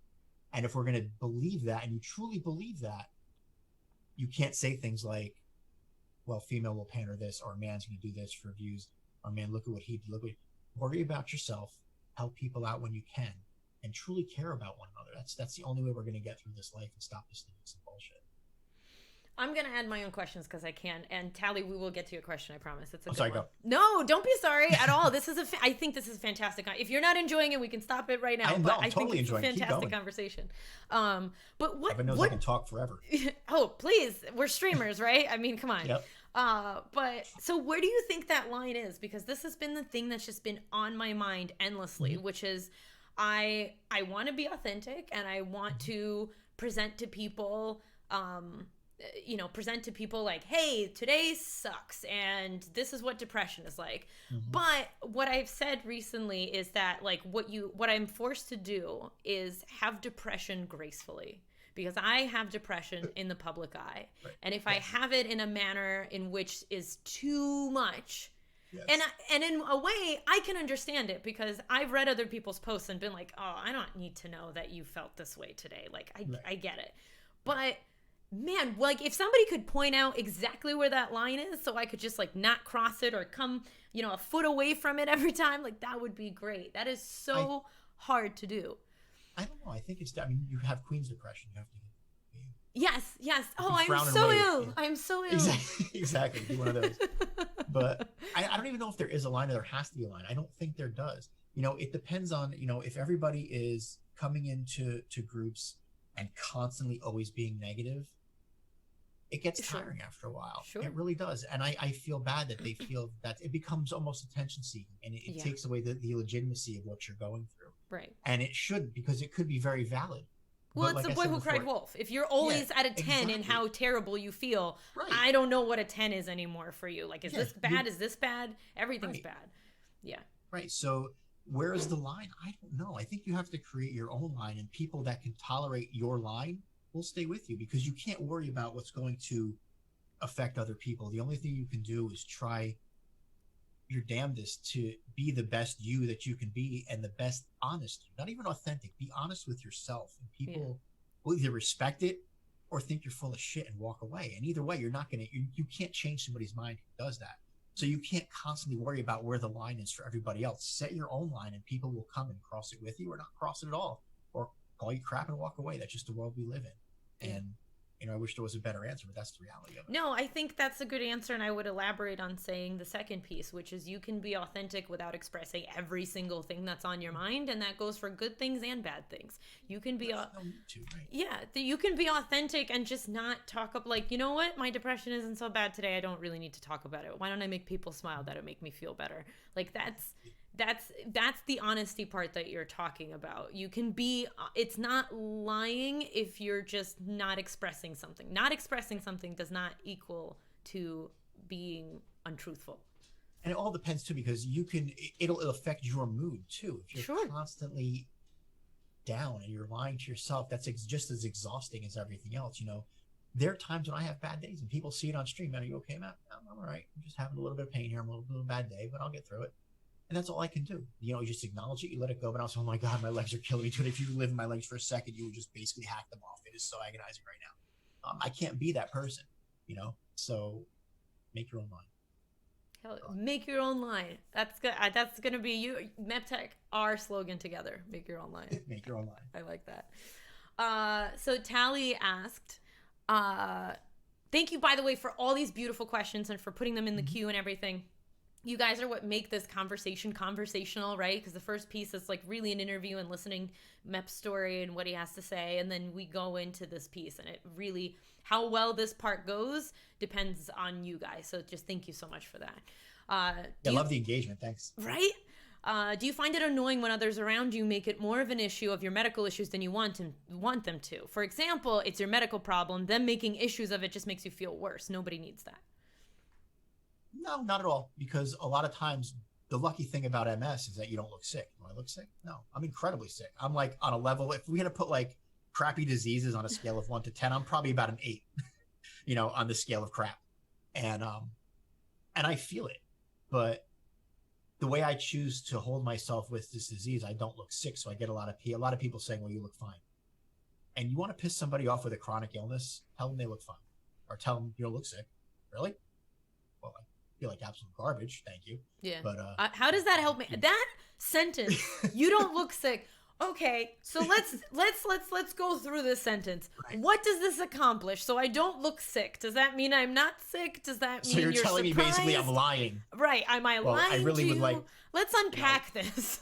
because I really would like to not spend, $20,000 a year on meds. Yeah. But, I'm going to just to put on this grand facade for you. Yeah, but there's just so much in that sentence. Like, what do I Yep. do? Am I unsick? That's it? Like, am I, because I don't Well, look, what does thank you. sick look like? Tell me Apparently, for my illness what I'm supposed to look like. apparently plague, leprosy, Right. Am I cured? It literally gets, yes, that's it. Right. Yeah. I'm glad. Well, thank you. I don't look sick because I don't really know what to say. Well, I am. Well, you don't look it, but I am. No, you don't. Yes, I mean, you get to this whole like fourth grade. Yeah.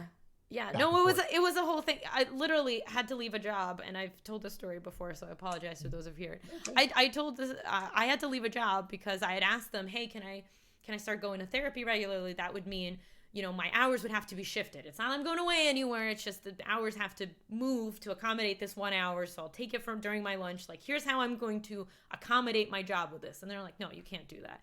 And then I had a very, very public panic attack at work. And they're like, you're not well, are you? And I'm like, oh, okay. So now I'm Light bulb. sick.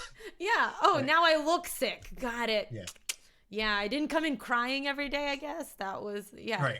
You didn't come in dragging your knuckles on the floor. Yeah, down. right. If we What does could just, depression look like? yeah, if you could just have like an image for a portrait for me for every illness, I will walk around looking like that for sure. If you could figure it out for me, yes. When I looked sick, or when it was, this is a great little story too. Go for it. Here. When I was thinking I can still walk, I can do all these things, it didn't hit home for me that I have MS. This was probably the one time I got emotional about it. I was sitting in my doctor's office, and I was telling him I was having issues walking, and I was talking. I was like, is there a way that I can get a handicap placard? Because for work I walk a good distance, and I'd like to. So he's like, well, yeah, it's about time we probably do that. So he's filling out the thing, and I hear him talking. He's like, okay, disability length, permanent, and I went, permanent. I'm permanently disabled. Oh my god. Yeah. I'm like, this is real. This is not good. This is there's no really everything I know about MS now just hit my head. I'm like, Right. Yeah, you're not getting better, dude. and that was it. So that was kind of that right there, sitting there watching him fill out the form.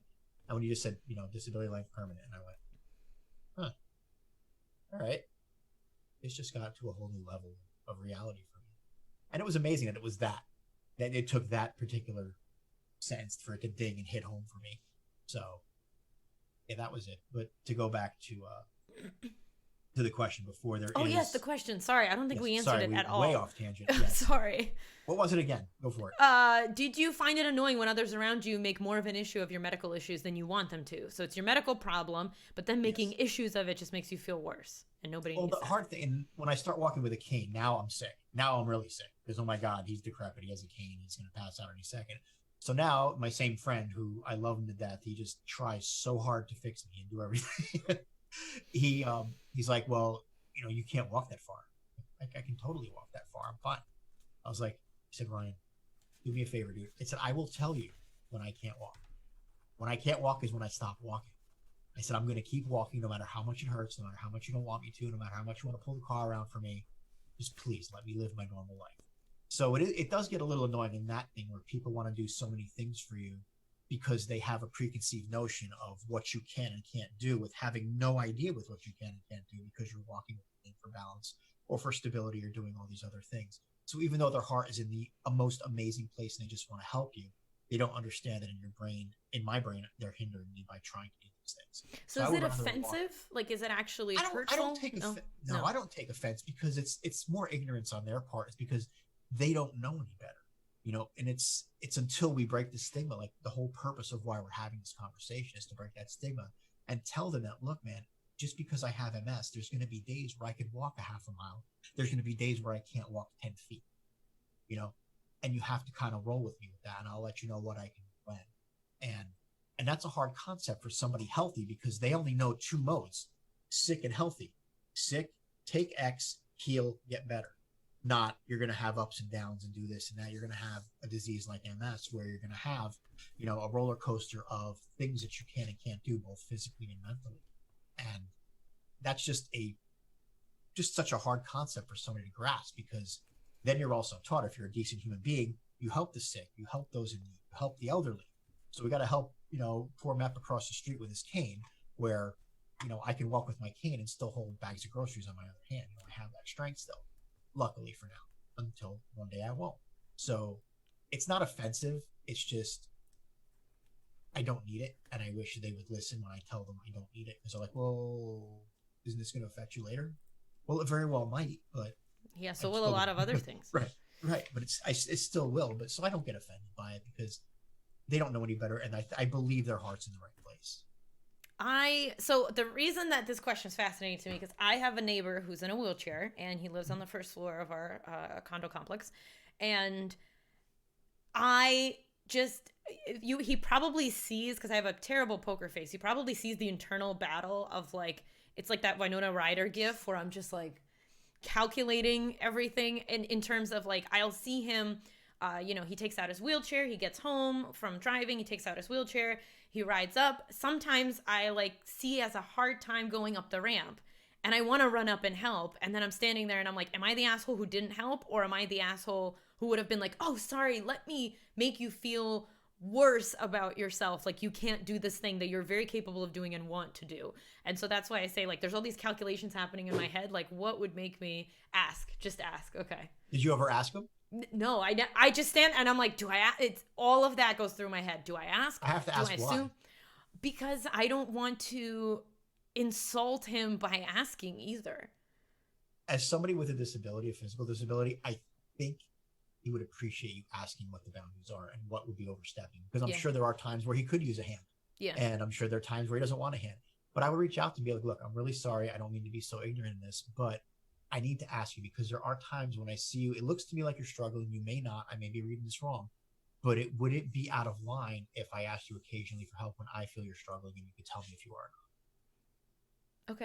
Okay. I'm imagining that, imagining that and being like, hey, just know that I'm here to help, and wave me over if you ever need help. Exactly. If you need me help. Another thing and this is why I say this, is there's a gentleman that my wife and I see at the supermarket all the time, and he drives a giant pickup truck. He's just a guy in a wheelchair. He can't use his legs, and he has this giant lift that he puts himself in his truck with and everything. And he got his groceries and doing those things. He's doing all this stuff by himself. He's pushing himself in a wheelchair while pushing a grocery cart. So this dude's amazing. So I see him starting to struggle a little bit, trying to hook up his lift to his wheelchair, because it's like a crane thing that comes out of the back of his truck and picks him up and puts him in his cab. So I walk over and I'm like, you need any help, bud? He's like, no, I got it. I was like, all right. I said, good for you. And I walked away. That's it. And that's all you got to do is just, ask somebody if they want help. They'll tell you if they do or not. And I don't think it's going to be offensive. Okay. I don't think that healthy people need to work. I think people put too much emphasis on what the proper etiquette is. It works just like any other human. If you saw another person struggling, you'd ask. It just doesn't make any difference. To be fair, if I see somebody struggling to carry bags, I'm the kind of person that'll be like, no, I don't need your help. I'm going to get all these bags up there in one go. But if I asked you, would you be offended? No, I wouldn't be offended. I wouldn't be. No, you're totally right. But I would, in my head, be like, "Gosh, you're so stupid. You can't." I would chastise myself. I'd be like, "You're so stupid. You can't even bring up these bags without looking like you're struggling." Right. If I'm struggling, I'd be the same way. I'd be like, you know what, dude? Grab one. Thanks for your help. Yeah. It takes a lot to ask for help. It takes a lot. It does, but at the same time, a good way to deal with somebody with a physical disability is, how would you react if somebody asked you the same question? Sure. Because you'd be no different. And I think everybody's going, oh my God, what you do is there's a proper thing. Should I hold the door for them? Should I do this? Should I not do this? Am I going to be enabling them? Am I an enabler? Am I a disabler? What am I doing? Oh my God. No, just be a human and help them. All right. Well, you make it sound so easy now. I'm just going to go over and help them whenever. Right. Just go and help. Be like, hey, let me grab this. How you doing? How's your day? Let me grab that for you. Yeah. Savor Moment is asking a good question. What would be too much help? I guess just wait for them. Do I have the right answer? Just wait for them to tell you, like, hey, I don't need, we're good? I mean, picking up about his wheelchair, throwing over your shoulder and carrying it upstairs would probably be a little bit over the top, but I'd draw the line there. No. We'll tell you when it's too much, and talk to us. Don't look at us or look at somebody with a disability like, oh my God, that poor person needs help. Just like another person. You would help somebody if you saw an older lady struggling. or a younger lady, or a man, or somebody else who's having surgery and on crutches, whatever it is. Just be a human about it and don't worry about it. We stumble over everything all day long. That's what we do. And sometimes that's how the greatest icebreakers are made, you know, and you guys could become great friends over this. Oh yeah. Remember that time when you let me go up the freaking thing in the rain because you thought I would be offended if you asked me, you know, when you could have just been a person and pushed me, you know, but it's those type of things that you want to just kind of get past and just look past it and break that stigma. There's still people under there. Whether they have legs or not, I promise, they're no less of a person. He seems like a really cool dude, and I want to talk to him, but I don't want to, like, get in the way, because every time I see him, he's coming out of his truck, and I'm like, he looks very busy, because there's a lot going on with putting the wheelchair together and everything. So I, like, but he always smiles at me, and I'm always like, man, this guy's got to be such a cool dude. Yeah, so, I mean, jump in front of him, and chest is, you go, maneuverability test, go! And that's it. See if he can go around you. Yeah, do you mind if I give you a hand? Yes. Or would you like it? Yes. Think of someone shares it. Walk and be like, how's your day going? Oh. How you feeling today? Oh, like ask him like a human being? Right. Oh. Like an actual person. It's crazy, I know. Oh, boy. Yeah, people grabbing you, possibly kidnapping you. It's alarming as fuck. I had people in my family with wheels. Tally, what I find annoying is when people assume you need help and grab hold of your chair and start pushing. Ask them what help they need. Best is, how can I help? They will tell you how you can help them. Never assume that help is needed. Right. Or get the hell away from me. Then you know where you stand. Never ask again. Totally done. You're finished. Your anxiety is gone. That took getting used to when I was pregnant. Not that pregnancy is even close to illness or disabilities, but everyone automatically thinks you can't do things when you have a belly. I have seen this. I have quite a few friends that have went through a pregnancy, and I've seen this where people start treating you like you're fragile and can't move, which is frustrating. Yeah. It's nice to offer help, just don't force it. When it's forced, it's just so awkward. Exactly. Yeah. You know, we will, if you ask us, and just be, and that's the whole thing. We spend so much time worrying about what's become acceptable, politically correct within society, what dictates proper etiquette here and there. Just be a person. We all fumble. We all do stupid things. It's great. It's what makes us us. There's no actual etiquette. I was never handed a pamphlet on how to accept help from people. So I don't know the rules, but maybe they're out there. I just don't know them, or we can make them up as we go along. We should make some pamphlets. I think it's time for us to make some pamphlets. It's time for us to make some Frenchie, get on that, please, when you're done with your bullet journal. I get frustrated when people ask, but don't wait for a response and just take over and stop me from doing things. Yeah. Right. But never offended by people just asking. Yeah. I wouldn't come trotting across a parking lot and like just swoop in and grab some groceries away from somebody, because that's creepy. Yeah. So. Yeah. Well, don't do that. I wouldn't do that with even with an old lady. Right. Like, that's how you get smacked with a baguette. That would be awesome. I'd take a baguette to the head for that.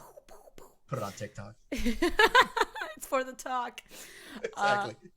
On the flip side, I've seen me take 20 minutes to get up a ramp once, and not one person offered to help me, even though it was raining. I was soaking wet, obviously struggling, but people would walk past me and then look back and carry on walking.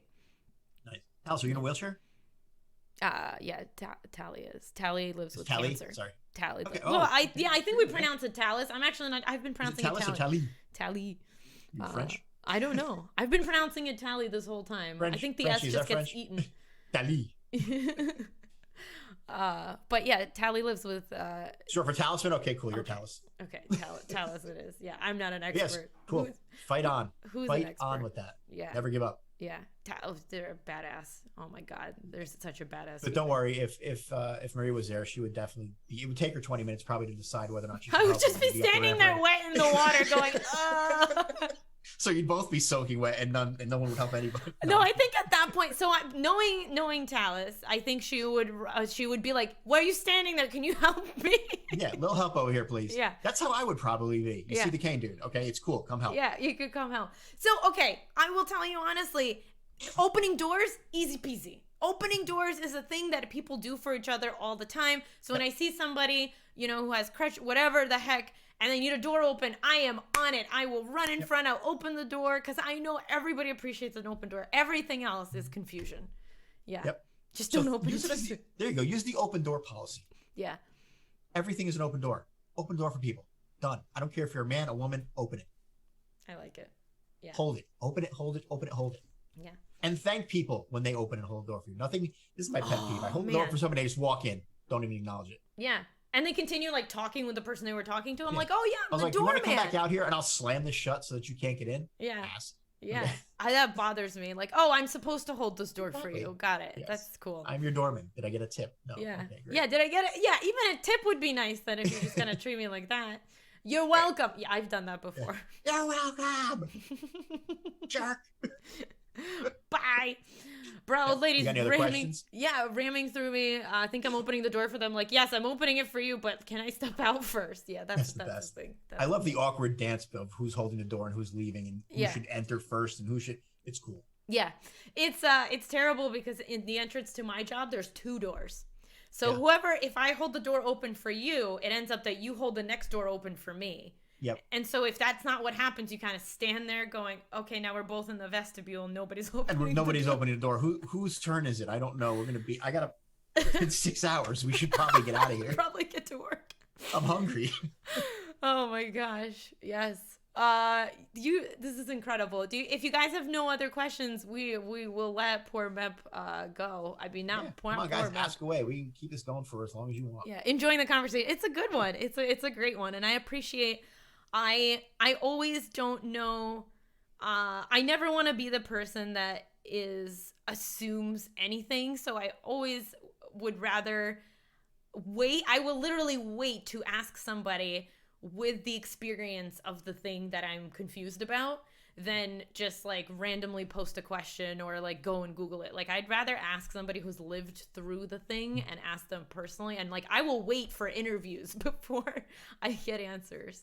I'm trying to think of a really, really good example and I can't think of another one. But yeah, how to react. Do a weekly podcast, Jordan. How about that? Ooh, how long until the next Mxiety MepTech stream? This has been, yes. Oh my gosh, hell yeah, weekly podcast.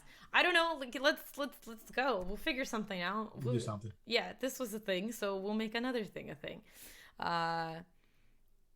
You won't ask someone to call it sick and learning. sick a learning. Sick and learning. Yep. I like that. Yeah, I like that. I like that a lot. Oh my gosh. Canadian standoff. Sorry, you go first. So sorry. Go ahead. No, sorry. A lot of sorries and Molson. And Molson. You are absolutely a delight. Thank you so much for hanging out and taking the time to talk to us and to answer questions and to be silly and to offer a little bit of laughter in a place where people might not know if laughter is okay. So it's really you're just freaking cool. So. It's okay to laugh, people. Yeah. Laugh it up. As life sucks, straight up. For all of us at one point or another. It's different levels of suckage, but there's also some awesomeness tossed in there. Anybody who tells you their life is amazing every single day of their life is bullshitting. Yeah, that's not authenticity. That's straight up. You can be positive, but you can also be full of shit at some point. So just be real with each other, and it's okay to fumble. It's okay to fudge through things. And talk to people, guys. Please remember how to talk to each other. Whether you're disabled, whether you have mental illness, strive to understand it. I know we do this stuff in my stream all the time. We have talks like this where I go off on tangents for an hour and just talk about craziness or things that are happening. And people need that, I think. I think we need more. We need spaces for that. We need more philosophy in our lives, more exploring, why. I'm a big, huge philosophy lover. And it's basically we need more tangents. And that's exactly it. Go on tangents, learn people's perspectives, and go into it not with the mentality of trying to change someone's mind, because that's way arrogant. And I guarantee you don't know everything, So learn from each other, because there's perspectives out there that you haven't even explored yet. And imagine what this world would be like if everybody respected each other enough to just listen to them and respect their opinion, and possibly, oh my God, admit they may be onto something you haven't thought of. That is literally this show. I mean, I know we have a focus on mental health, but the idea is that mental health is in everything. So the idea is to talk about every topic and anything in between. Mm-hmm. So, and I also haven't had a chance to, this might make you uncomfortable and I'm not taking it back, but I also haven't had a chance to thank you for being such a champion of what I'm trying to do. It's really cool. At the time, you didn't even really know me. You kind of knew my content, and you really went ahead and believed in what I'm making, and that not everybody can do that. And I just wanted to thank you for that. That's really freaking I cool of love my absolute pleasure. I love the content. I love people who are genuine. I love people who want to make a difference, and I love people who use the platform not for 100% self benefit, but in benefiting yourself, you're also benefiting others, and that's amazing because I love people that say I don't care about streaming. I just do this for all the people out there, and that's great, but it's also not 100% correct for anybody, or we wouldn't do this. We want to do whatever our goals are as streamers. We have them. And, mine is to make myself monetarily, so I can sustain myself and pay off my bills and get my wife in a situation where, we can be able to support ourselves when and if I lose my job, down the road. So, I make no mistake about that. And in the meantime, I've learned that I have a unique ability to be able to touch people and help people along the way. And I get DMs. The first DM I ever got was, when somebody said, "Oh my God, I was having a terrible day and you turned it around for me." And I'm like, wait, what? I'm not just playing games here. What's going on? And you realize that either you can do this as a person and try to help people, or you can create a persona like Dr. Disrespect, who's one of the most famous streamers in the world, but that is not who he is. It's an act. It's a persona that's made up for streaming. So you have two types of streamers. You have people like us and a lot of other people who are in the chat here that do some streaming that are genuine and there to build a community and just kind of progress themselves and what they believe they should be putting out there, as opposed to people who are just playing games for money. I'm in a unique position where I can do both. So I'm really grateful to have that. So thank you all for doing that. Thank you guys so much for the engagement today and all the questions and just everything, because just by you being here and listening to this shows that you guys have an interest in breaking the stigma of things that as little as 10 or 15 years ago would not have even been brought to the forefront for fear of being ridiculed right out of the building. So huge kudos to you guys for opening up and having an open mind, even listen to this for an hour and a half or an hour and 45 minutes. So I appreciate it. And Marie, thank you so much for having me on. And thank you so much for what you do for helping so many people and going out there with the attitude every single day and turning what you've gone through, all the hardships that you went through, and taking what you've learned from it and spinning it into a positive light and helping so many other people get through their day. So thank you for that. Okay. Encore. Cry on me. There's no crying and streaming. There's not one crying streaming. I'm fine. I'm not crying. You're crying. No, you're crying. You're stupid. There, broke anxiety. We did that. It's not that hard, to be fair. Yes. But somebody asked a question, and I thought maybe we can sign off by answering it, which is, sorry, 1 second. My in-laws get frustrated because my level of help needed always changes. Do you have any advice? It's really hard, especially when people. Luckily, I'm not with that. My wife also suffers from rheumatoid arthritis, severe rheumatoid arthritis. She just had surgery to realign her toes, which is awesome. Great tendons and stuff. So she's been suffering for 3 decades with this, and so she has a great perspective. She's ridiculously patient with me because of it. But you have people, especially family members, are the biggest pains in the ass because I didn't raise you to be a quitter. I didn't do that. You get up, do this. What do you mean you can't get out of bed today? This isn't right. Great. They're your parents. They're your loved ones. They're going to have preconceived notions based on whatever the health problems they're dealing with or whatever they're dealing with. There really is no advice except for sitting them down and constantly trying to break down that barrier. And you have to do it not from a place of anger or screaming. You have to do it from a place of reality, education, and bringing stuff with them that they can read and experience and understand. The best thing to do is whatever you suffer from. Who asked that question? Cat lady, deranged cat lady. Deranged cat lady. If you don't mind, what do you suffer from, and what are you it doesn't even matter. If you want to tell me, cool. If not, take them to a place where other people suffer from it so they can see so they can see firsthand. Some people need to experience it. Take them to to a hospital or to somewhere where people need full care for things. And let them see the different things that they're going through for whatever ailment that you have. And sometimes doing that firsthand, it's not coming from you where they know you to kind of over exaggerate or have a preconceived notion that you're going to lie about things just to get out of school or whatever happened in 30 years ago when you did whatever, because that's what they're pulling from. take them to a place and show them. I always tell people, I was a prison guard for a bunch of years as well. And you learn a lot the second you walk into a prison and see things. And you see the life and you see the people there and you see the scared straight stuff. And that's great for shock value. But when you see things and see people every day and what prison life is like, you get a whole different perspective on what it's like. And the same thing goes for any illness. If you took me in my current state with my cane hobbling around to somebody who's in like final primary progressive stages of MS, we're two totally different people suffering from the exact same. And that's what you need. So if my mom was here, she lives, up in New Jersey now, and I'm down in South Carolina, but I would like to take her to, a place where people are put into rest homes where they need to be taken care of, nursing homes, and see the differences and see what's going on why 1 week I can have this big giant problem as opposed to, 3 weeks down the road, I can walk again, because that's just the nature of the disease, but it doesn't make sense to people who don't suffer from it. Thank you. So autoimmune. So yeah, I would do that. Spoon theory. Yes, we love the spoon theory. Oh my gosh. Much Here spoons. we are, loves the spoon theory. I live on spoons. I mean, yeah. Daily. I wasted many today and I'll be paying for it, but that's okay. That's when you go into negative spoons, you're going to be paying for it tomorrow. HWA love. For those of you guys who are interested, go check out my teams. HWA is a team called Here We Are, and the idea is to talk and educate people about all kinds of invisible illnesses. So yeah, I'm down to mustard spoons at the moment. Oy. Oy, oy, oy. Well, no other questions, guys? Last call. Last call. Toot. Train's leaving the station. Thank you so much. Make me start singing Country Road, Frenchie. Country Road. She's in Ireland, and that's what they sing in the bars. That's their last call song. Oh my gosh. Oh my gosh.